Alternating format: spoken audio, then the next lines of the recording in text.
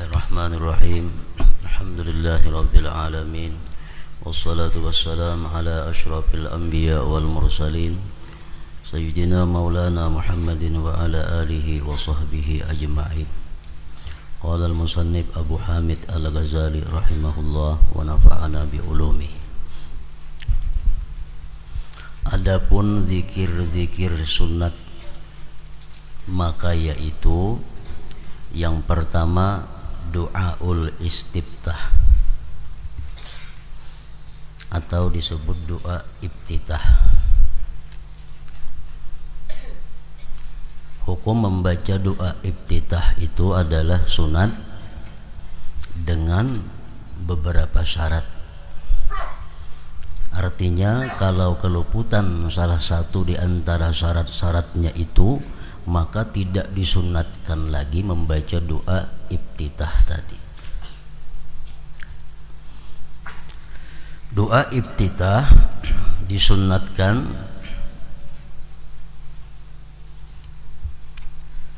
dengan syarat pertama, ayyudrikal imam bil qiyam, bahwa dia memperdapati akan imam pada waktu berdiri. Ini kalau makmum disunatkan membaca doa iftitah. Kalau orang sembahyang sorangan sudah jelas itu sunat, atau imam sudah jelas. Nah, kalau makmum membaca doa iftitah disunatkan apabila dia memperdapati imam dalam keadaan berdiri. Apabila dia memperdapati imam dalam keadaan duduk, maka kada sunat lagi membaca doa iftitah itu. Misalnya orang masbuk sampai ke masjid, imam parahatan duduk tasyahud awal. Kita masuk masjid, imam tasyahud awal sudah. Lalu kita di belakang takbir Allahu Akbar. Kita kada sunat membaca doa iftitah, tapi kita hendaklah duduk menyamai imam. Kada usah berdoa iftitah lagi, langsung duduk tasyahud awal juga macam imam. Nah, karena waktu berdiri ke rakaat berikutnya kada sunat lagi dia membaca doa iftitah, langsung aja membaca Fatihah. Yang kedua, syaratnya ini berlaku baik sembahyang makmum atau imam atau saurangan. Membaca doa iftitah itu disunatkan alla yashra'a fit ta'awudz, bahwa dia tidak masuk dalam membaca a'udzubillah seterusnya. Kalau sudah kita a'udzubillah, keingatan doa iftitah belum, nah kada sunat lagi kita membaca karena tempatnya sudah lewat. Jadi doa iftitah itu sebelum a'udzubillah mestinya.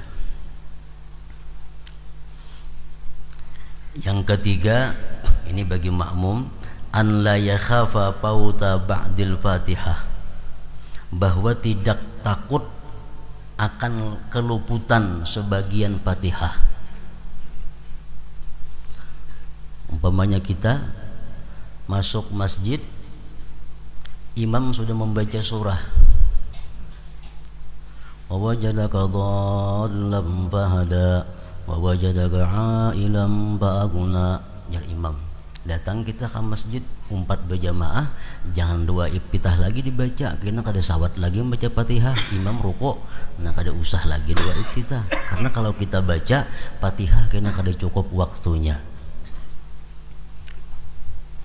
Yang keempat, an la takuna salata janazah, bahwa tidak ada sembahyang janazah. Sembahyang mayit tuh kada ada doa iftitah, langsung aja a'udzubillah. Yang kelima, an la yakhafa khurujal waqti, dia tidak takut keluar waktu. Nah, kalau waktunya sudah sempit, pada usah doa iftitah lagi. Pada usah doa iftitah, langsung aja baca a'udzubillah seterusnya. Nah, doaul istiftah termasuk zikir yang sunat. Yang kedua, zikir yang sunat ta'awudz, membaca a'udzubillahi minasyaitonirrajim, itu sunat. Yang ketiga, amin sesudah membaca Fatihah, sesungguhnya itu adalah sunat muakkadah. Yang keempat, membaca surah sesudah Al-Fatihah, rakaat pertama dan rakaat yang kedua. Rakaat berikutnya itu kada sunat lagi membaca surah. Misalnya kita sembahyang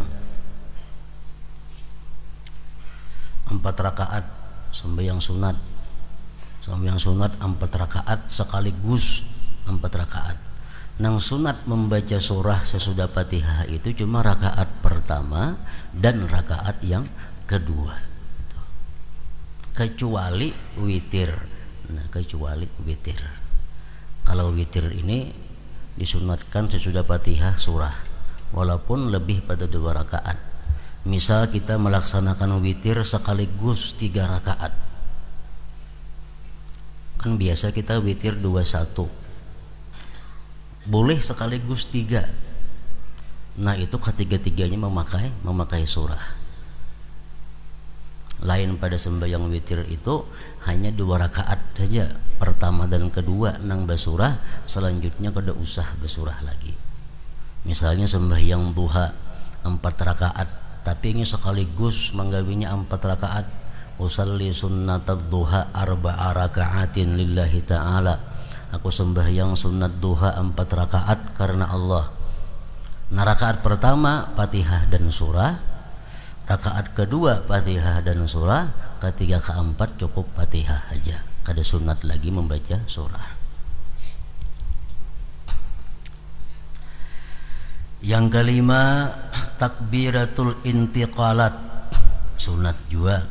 Takbir ketika pindah dari rukun fi'li kepada yang lain selain takbiratul ihram. Kalau takbiratul ihram itu rukun sembahyang. Nah, lain pada itu hendak ruku, hendak sujud, hendak berdiri, takbir Allahu Akbar, itu sunat. Yang keenam, zikir dalam ruku', subhana rabbiyal azim wa bihamdih, itu sunat.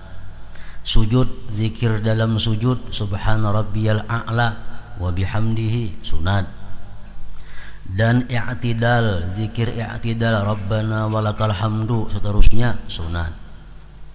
Dari keduanya, baik i'tidal dari ruku' atau i'tidal dari sujud. Artinya bacaan duduk antara 2 sujud nang rabbighfirli warhamni itu sunat juga. Yang ketujuh, tasyahud awal. Nengaran tasyahud awal itu mulai at-tahiyyatul mubarakatus salawatut thayyibatu lillah, assalamu alayka ayyuhan nabiyyu wa rahmatullahi wa barakatuh, assalamu alayna wa ala ibadillahis salihin, asyhadu an la ilaha illallah wa asyhadu anna muhammadar rasulullah. Tasyahud ngarannya itu. Nang Allahumma salli ala sayyidina Muhammad tu salawat lain lagi pulang. Tasyahud awal sunat juga, dan salawat atas Nabi sallallahu alaihi wasallam padanya sunat juga. Yang kedelapan, doa pada akhir tasyahud akhir. Doa pada akhir tasyahud akhir. Ingat wa asyhadu anna muhammadar rasulullah, hanya salawat Ibrahimiyah kan biasa. Kama sallaita ala sayyidina Ibrahim itu tuntung innaka hamidum majid, hanya doa. Doa tasyahud akhir sunat juga. Allahumma ghfirli maqaddamtu wa ma'akhartu itu. Yang kesembilan, salam yang kedua sunat juga.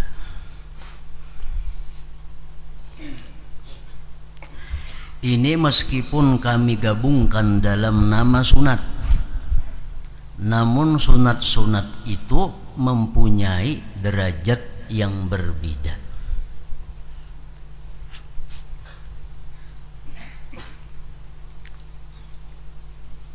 Ada yang mengatakan bahwa kalau dihitung semuaan sunat-sunat sembahyang itu mencapai 500 macam.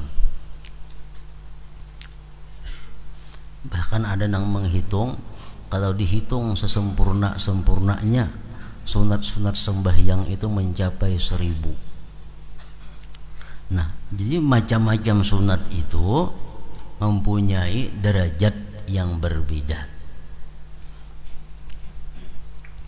Ada bacaan atau perbuatan yang sunat di dalam sembahyang yang bila kita tinggalkan makruh, dibenci Allah. Ada juga sunat di dalam sembahyang yang bila kita tinggalkan kada sampai kepada makruh, tapi hanya kepada tidak mendapatkan keutamaan. Jadi sunat itu bertingkat-tingkat. Ada sunat yang bila kita kada gawi, bila kita kada laksanakan, kita dibenci Allah, walaupun kada sampai kepada siksa karena sunat. Tapi ada juga sunat yang hanya bila kita tinggalkan, kita keluputan fadilah, keluputan pahala, keutamaan, namun kada sampai kepada derajat dibenci Allah Subhanahu wa ta'ala. Di antaranya sunat-sunat nang bila kita tinggalkan kita dibenci Allah, makruh. Al-israr wal jahru bi ghairi mawdi'ihima. Banyaring bagimit pada bukan tempatnya. Sembahyang zuhur asar kan gimit bacaan. Maghrib isya subuh benyaring bacaannya.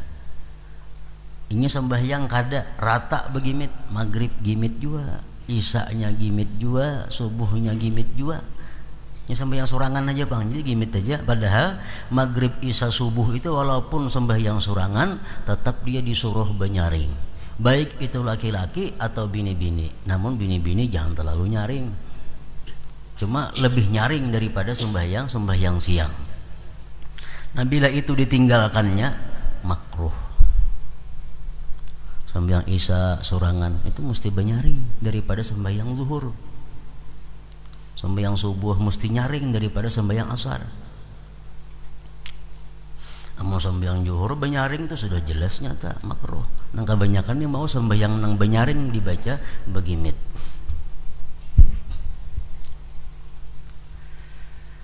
Di antaranya lagi ilsaku adudaihi bi jambaihi lizzakar, menimpilkan dua pergelangan dengan dua sisi tubuh bagi laki-laki, baik pada waktu ruku atau waktu sujud. Kan laki-laki itu sunat diranggangkan siku daripada dua sisi awak, nah macam itu kan laki-laki. Laki-laki macam ini membibini ngarannya, nah makruh itu. Atau bini-bini nadin tu sembahyangnya makruh juga, malah laki ngarannya. Nah jadi bini-bini rukuknya mesti macam ini, sujudnya mesti macam ini, laki-laki mesti macam itu beranggang. Bila ditinggalkan itu atau kada pas macam itu, dia meninggalkan sunat yang dimakruhkan. Di antaranya lagi tarakus surah fi rak'atainil ulayain, meninggalkan surah pada rakaat pertama kedua. Sembahyang baca-ancap kada baca surahan Fatihah ruku, nah itu makruh. Sebab rakaat pertama dan kedua mesti ada surahnya sesudah Al-Fatihah itu. Di antaranya lagi sunat yang makruh ditinggalkan adalah takbiratul intiqalat, takbir perpindahan. Untung baca surah Allahu Akbar ruku, ada Allahu Akbarin tentang ada rukunya aja, nah itu makruh. amunnya kada angkat tangan bang, tapinya bertakbir aja kada apa-apa. Angkat tangan ini sunat juga. Hendak rukuk itu Allahu Akbar, hendak rukuk angkat tangan dan takbir sekaligus. Cuma yang meninggalkan makruh itu takbir. Kalau angkat tangan ini kada angkat tangan inya kada sampai kepada makruh, namun keluputan pahala, kada sampai kepada dibenci. Misal langsung aja lakum dinukum waliyadin Allahu Akbar, nah kada angkatan, nah itu kada sampai kepada derajat makruh, kada sampai ke makruh.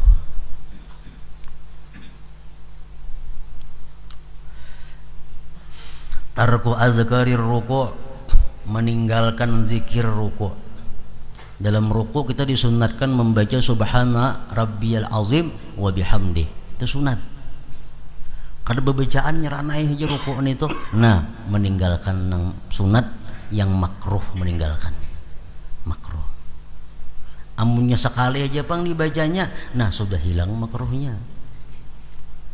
Misal sekali ini kada sampai 3 kali sudah hilang makruhnya, namun ketinggalan pahala, kekurangan pahala. Meninggalkan zikir ruku'. Wal i'tidal, meninggalkan zikir i'tidal, maksudnya kan sami Allahu liman hamidah rabbana walakal hamdu, sekurang-kurangnya situ. Inya kada ada barabbanaan langsung aja, nah itu makruh. Was sujud, meninggalkan zikir sujud, meninggalkan tasbih dalam sujud, makruh juga. Meninggalkan bacaan duduk antara 2 sujud, makruh juga. Rabbi ghfirli warhamni itu ada bacaan inya makruh. Tarkud du'a fit tasyahhudil akhir, meninggalkan doa dalam tasyahud akhir. Imbah hamidum majid, assalamualaikum warahmatullah, nah itu makruh, kada ada doanya. Maksudnya imbah hamidum majid itu ada doa. Mengapa ka doa di antara doa-doa yang datang daripada Nabi? Minimalnya Allahumma inni a'udzubika min adzabil qabri wa min adzabin nar min fitnatil mahya wal min fitnatil masiihid dajjal. Enggak situ barang hanya salam, asal imbah hamidum majid itu ada doanya. Bila kada berdoa di situ makruh juga. Adamus sujud alal amfi, meletakkan hidung di lantai waktu sujud itu sunat. Kalau dahi wajib, ini hidung sunat aja. Inya kada ngedahi aja hidung kata santuk ke lantai ini itu, nah makruh juga.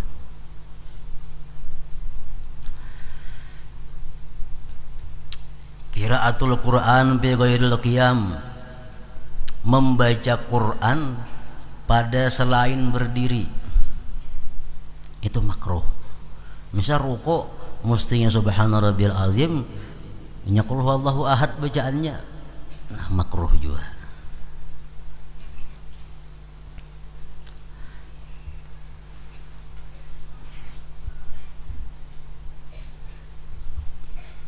Khaddu ra'sihi fi ruku'ihi, ruku kita disunatkan kepala sejajar dengan belakang. Waktu ruku disunatkan kepala kita sejajar lawan belakang, sunat itu. Kalau rendah kepala pada belakang makruh, kalau tinggi makruh juga. Jadi mesti kepala lawan belakang itu sejajar.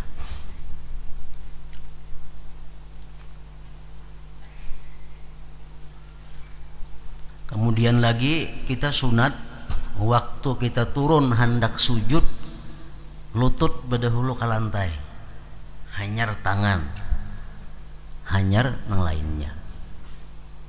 Nah, jadi mulai kita Rabbana walakal hamdu, Allahu Akbar sujud, lutut dahulu nang tak ke lantai, hanyar tangan. Bila tak dahulu tangan makruh, kada disenangi Allah, kada disukai Allah.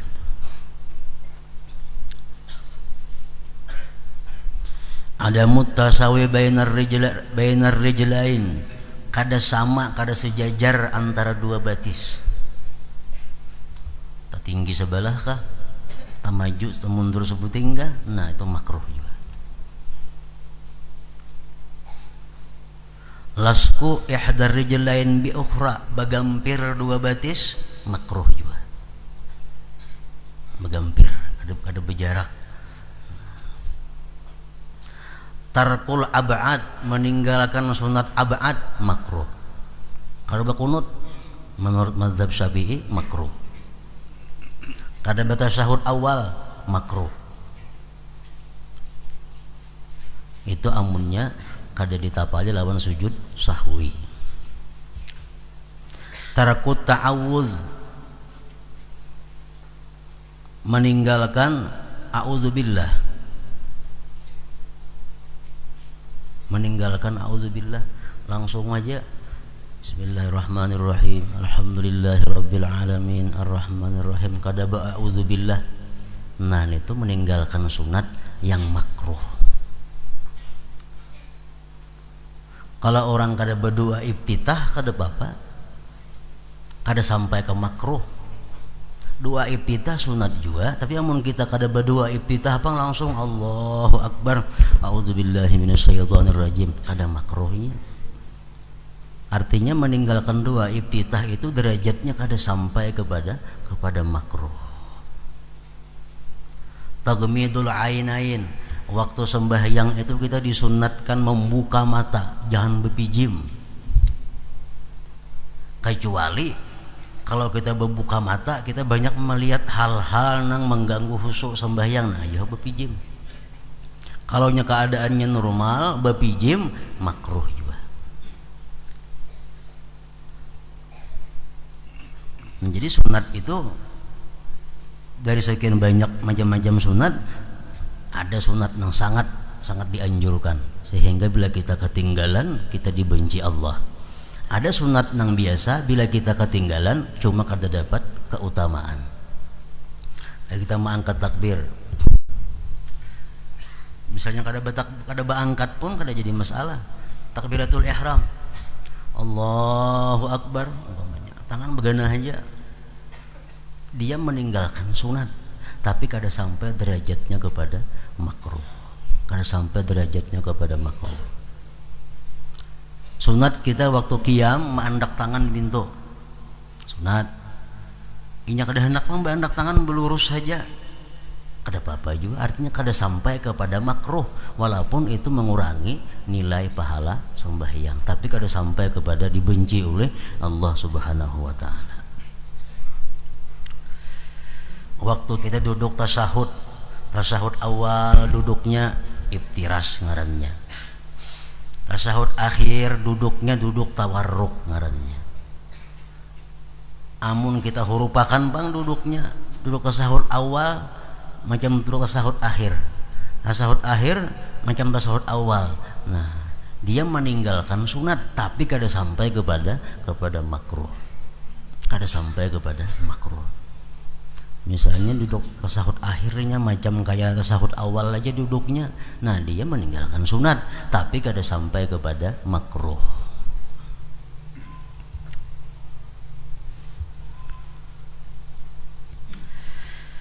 Nah, ini meskipun kami gabungkan dalam nama sunat tadi, namun sunat-sunat itu mempunyai derajat yang berbeda. Duduk istirahat itu sunat, tapi kalau kita kada duduk istirahat kada sampai kepada makruh, cuma meninggalkan satu fadilah, satu keutamaan duduk istirahat.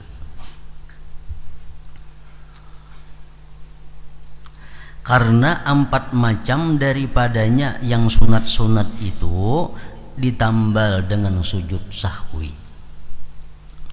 Sujud sahwi ini apa? Sunat yang ditambal dengan sujud sahwi ini sunat yang paling kuat, yang mendekati dengan rukun.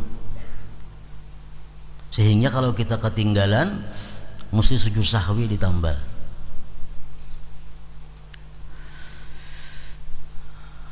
Adapun dari af'al perbuatan, maka ada satu, yaitu duduk pertama untuk tasyahud awal.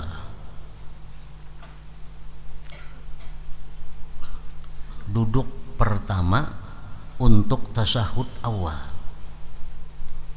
itu sunat ab'ad. Bila ketinggalan ditambal sujud sahwi. Sesungguhnya itu duduk pertama tadi berpengaruh terhadap urutan susunan salat pada pandangan orang-orang yang melihat, sehingga dengannya diketahui bahwa itu adalah rubaiyah 4 rakaat atau bukan. Nah, duduk tasyahud awal itu adalah merupakan bagian dari sembahyang yang membedakan antara sembahyang itu 2 rakaat atau kada. Makanya itu kedudukan tasyahud awal itu penting, bila ketinggalan ditambal dengan sujud sahwi. Berbeda dengan mengangkat tangan, Allahu Akbar, sami Allahu liman hamidah. Nah, mengangkat tangan itu maka itu tidak berpengaruh dalam merubah susunan. Lalu hal itu diungkapkan dengan ba'at ngarannya. Dan ada yang menyebut ab'ad sunatnya, yang ditambal dengan sujud bila ditinggalkan atau lupa.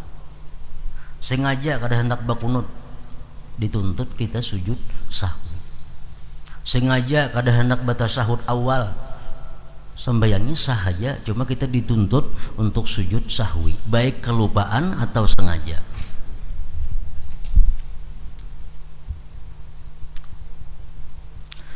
Adapun zikir-zikir maka semuanya itu tidak menuntut sujud sahwi kecuali 3, yaitu kunut. Allahumma hdini biman hadait wa afini biman afait. Nah itu. Tertinggal itu sembahyang subuh atau sembahyang witir bulan puasa, tertinggal kunut ditambal dengan sujud sahwi. 2 tasyahud awal. Nah, at-tahiyatulnya itu. Yang ketiga, salawat atas Nabi sallallahu alaihi wasallam pada tasyahud awal.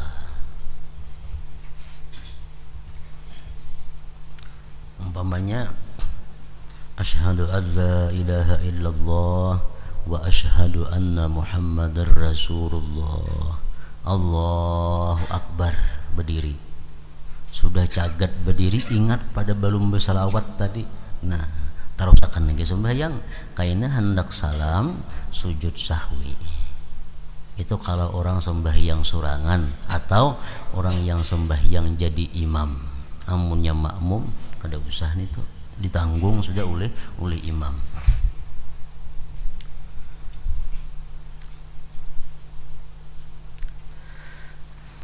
Berbeda dengan takbir intiqal, zikir pada waktu ruku', sujud dan i'tidal dari keduanya. Duduk antara 2 sujud itu biasa disebut i'tidal juga. Karena ruku' dan sujud pada bentuknya berbeda, menyalahi adat kebiasaan. Sujud itu, rukuk itu sudah merupakan berbeda dengan adat kebiasaan. Ada orang kebiasaan sujud, kadada, kecuali ada ibadah. Atau rukuk, kadada, dalam adat istiadat. Bila orang rukuk, ibadah tuh inya. Nah, dengan rukuk dan sujud hasillah makna ibadah, walaupun dengan diam dari zikir dan takbiratul intiqalat. Walaupun dia kada bacaan dalam rukuk, tapi sudah ibadah itu. Tanpa zikir-zikir itu bentuk ibadah tidak berubah. Adapun duduk untuk tasyahud awal maka perbuatan biasa. Orang duduk tasyahud awal tuh itu bisa ibadah, bisa kada.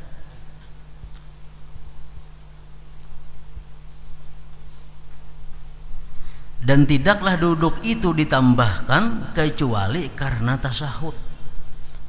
Duduk tasyahud awal itu dikatakan ibadah karena dalamnya ada bacaan at-tahiyatul itu. Jakanya kada ada bacaan itu sama aja lawan adat kebiasaan. Kita duduk kadang-kadang enggak ada sembahyang. Duduk macam tasyahud awal mau aja, kalau juga mau aja. Nah, jadi untuk membedakan antara duduk nang ibadah lawan nang kada ibadah, ada bacaannya at-tahiyatul mubarakatuh shalawatut thayyibah itu. maka meninggalkannya itu jelas pengaruhnya. Adapun doaul istiftah dan surah, maka meninggalkannya itu tidak berpengaruh. Artinya kada sampai mesti ditambal dengan sujud sahwi, di mana berdiri itu telah menjadi bangunan dengan Al-Fatihah dan membedakan dengan adat karena Fatihah itu. Orang berdiri banyak hajatan kada sembahyang, tapi bila membaca Fatihah berarti berdiri itu berdiri ibadah. Nah, untuk membedakan antara berdiri ibadah lawan berdiri adat, Fatihahnya sudah cukup. Nah, sehingga amunnya dia kada membaca doa iftitah, kada membaca surah, Fatihahnya aja itu kada berpengaruh dalam bangunan sembahyang. Demikian juga doa pada tasyahud akhir. Ketinggalan doa tasyahud akhir kada dituntut untuk menambal dengan sujud sahwi.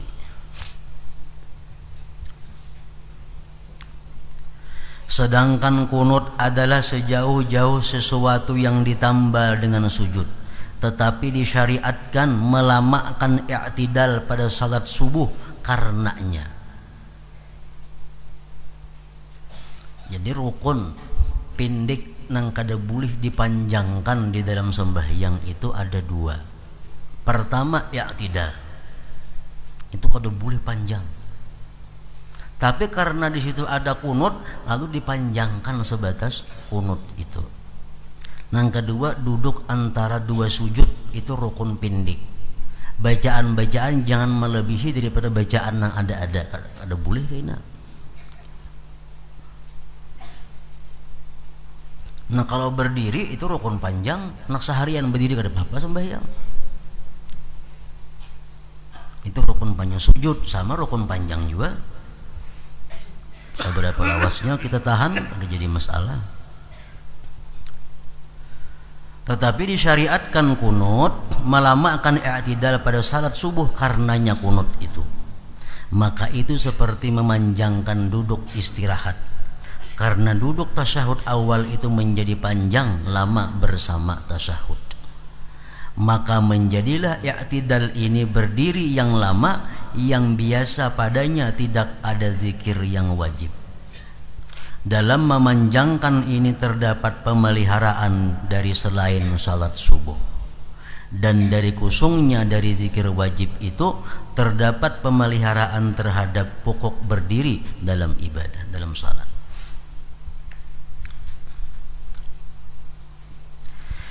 Jika kamu bertanya membedakan sunat-sunat dari fardu-fardu itu masuk akal, kita mengetahui ini nang sunat, ini nang fardu, itu masuk akal. Kenapa? Karena tidak sah dengan keluputan fardu. Ketinggalan rukun kada sah sudah. Nah, bukan sunat. Orang ketinggalan sunat sah aja sembahyangnya.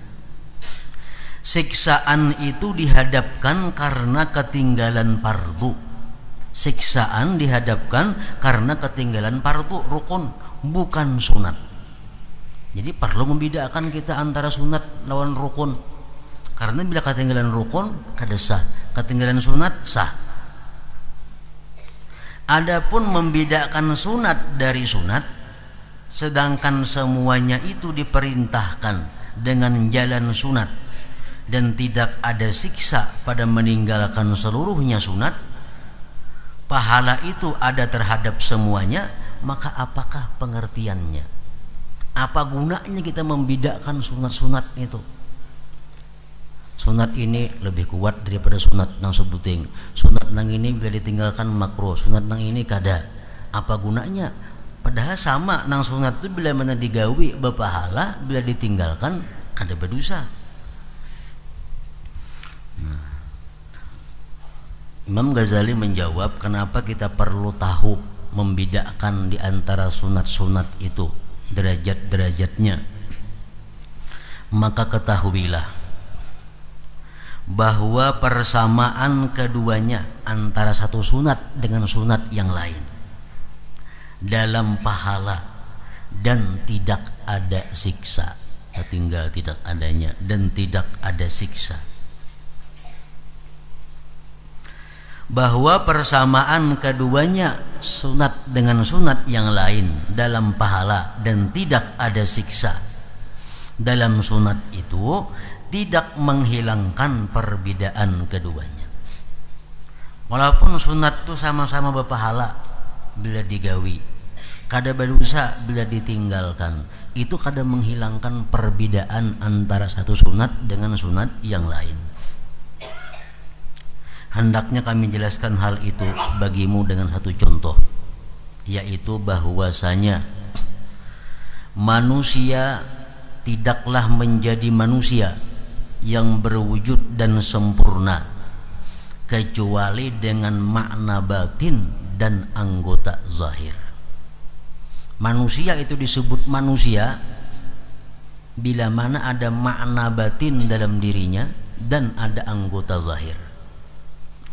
Makna batin yaitu hidup dan roh, sedangkan zahir adalah jisim, anggota-anggota.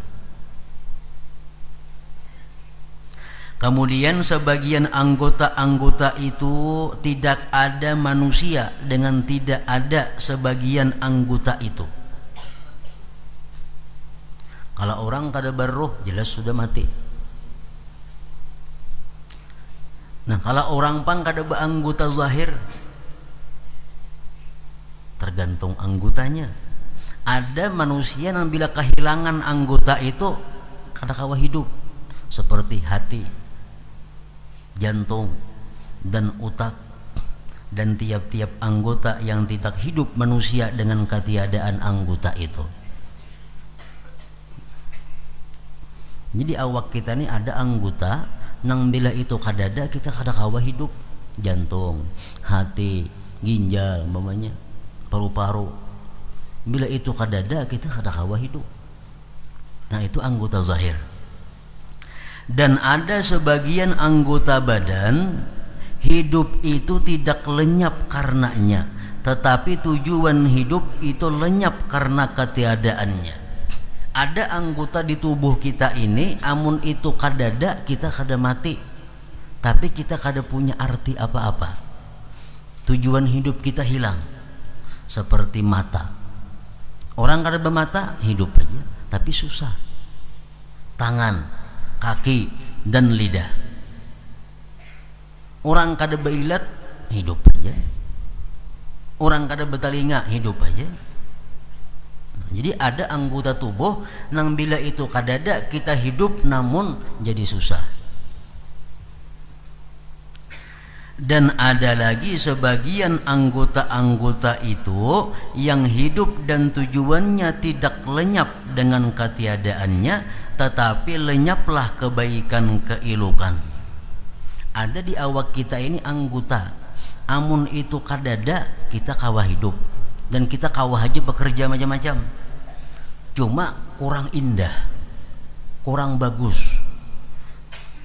Seperti dua alis mata ini, nah mun kita kada ben ini hidup aja dan kawah aja sembahyang, kawah aja bekerja, cuma kada bagus. Janggut, bulu tepi mata, dan indahnya warna kulit. Orang kulit hitam sebagian macam harang, kawah aja hidupnya kada masalah, dan sebagainya. Dan sebagiannya asal kecantikan keindahan tidak lenyap, tetapi kesempurnaan keindahan itu seperti kemelengkungan dua alis, hitamnya rambut, janggut, dan bulu tepi mata, kesesuaian kejadian anggota badan, penyempurnaan merah dan putih pada warna kulit. Ada juga anggota kita amun itu kadada kada apa-apa, cuma kurang sedikit, misalnya awaknya putih, ada nang hirang sedikit, ada nang hirang benar. Nah itu kada jadi masalah, kada mengganggu hidup seseorang, kada mengganggu pekerjaan seseorang, namun mengurangi keilukan seseorang.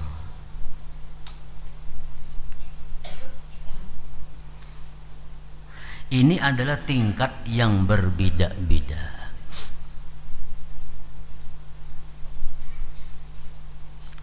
dan kita beribadah dengan mengusahakan bentuk itu.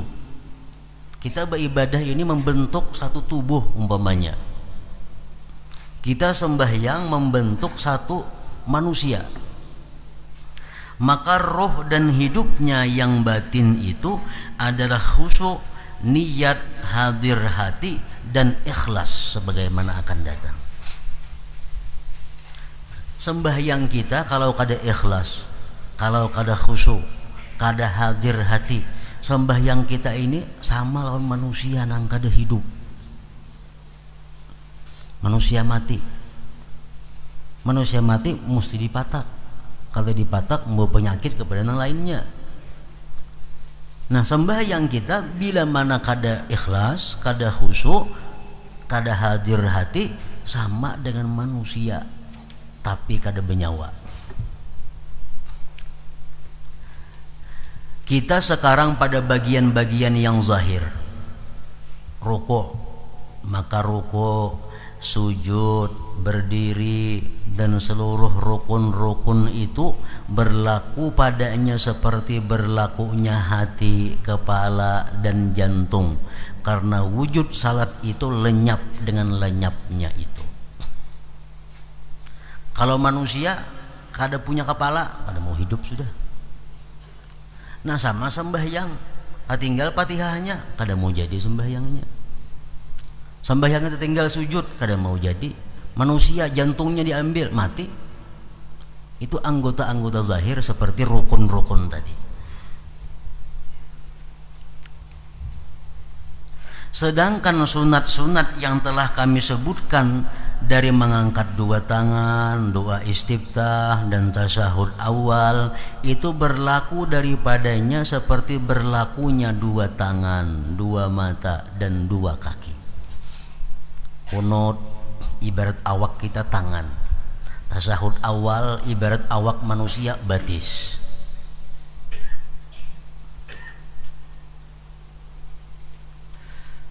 Di mana kesahan itu tidak lenyap dengan lenyapnya itu. Sembahyang kada bakunut sah, sembahyang kada tasyahud awal sah. Sebagaimana hidup itu tidak lenyap dengan tidak ada tertinggal, dengan tidak ada anggota-anggota ini. Orang kada bertangan hidup, kada berbatis hidup, kada bermata hidup. Nah, sama sembahyang kada bakunut sah. Maksud awal dah tinggal sah sembahyangnya. Tetapi sebab hilang atau lenyapnya anggota-anggota itu, seseorang menjadi jelik kejadiannya, tercela dan tidak disenangi. Orang kada bertangan baiklah. Tangan kada ada, apalagi batisnya kada ada juga. Ulang-ulik ditilam.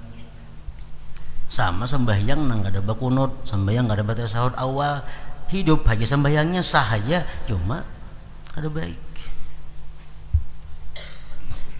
Jadi sunat abad nang dalam sembahyang itu laksana tangan, batis, mata, telinga itu. Amun kita kada manggawi sah, sama awak kada bertangan. Adapun hayat perilaku adalah sesuatu yang dibalik sunat-sunat itu. Sunat-sunat maka ia berlaku seperti berlaku sebab-sebab kecantikan, keindahan dari dua alis, jenggut, bulu tepi mata, dan warna rupa yang bagus.